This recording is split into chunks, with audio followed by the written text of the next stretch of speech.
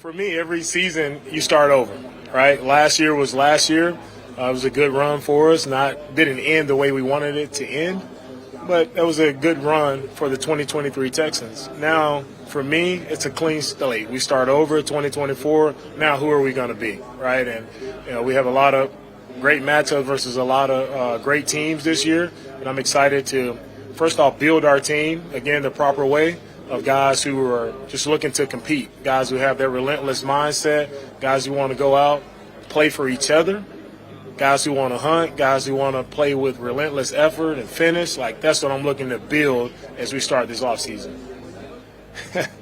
Wow, that was an exciting draft last year to be able to get two of the top players in the draft class last year, to get CJ and Will and two anchors for our team, for our locker room. That was very important for us to get both guys.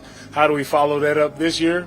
We continue to add guys who fit the Texans culture, and that's guys who are made of the right mindset, guys who have that relentless mindset, guys who are true competitors, guys who love football, guys who love pushing their teammates to be their best, guys who want to be the best at what they do, right? We add those type of players to our locker room.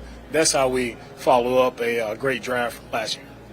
Well, it started right here at the Combine, right? When you were evaluating young players, you see CJ come into our room in the formal interviews and just see, he had that calmness about him, right, in the room. And you can tell, for me, I can tell instantly, like, if a guy, has what it takes. And I saw that in CJ when he first sat down and he began to speak to us about his background, right, and his college experience. And then you see, his teammates and how they spoke about CJ. I remember being here last year, and every Ohio State teammate that sat in our room, they spoke highly of CJ and the type of leader he was and what he meant to them and the things that he did to those guys to help them. So it's you can't hide, right? Your true character always will show. And it showed that CJ was a really great guy, raised the right way, and he was the same guy throughout the entire year. He didn't change, right? And that's true testament to his upbringing, his family, his parents, and the way they raised him. Yeah, with CJ, the things that stood out from the skill standpoint is, as we all saw him, right, he can put the ball anywhere he needs to in a very accurate manner. He did a very good job of just his demeanor. I think at that quarterback position, when you have a very calm demeanor and your teammates see that, right, it's a confidence, right? It's a confidence, and I think those are the skills that allowed him to be very successful as a rookie and have one of the best rookie seasons for a quarterback in our league's history. So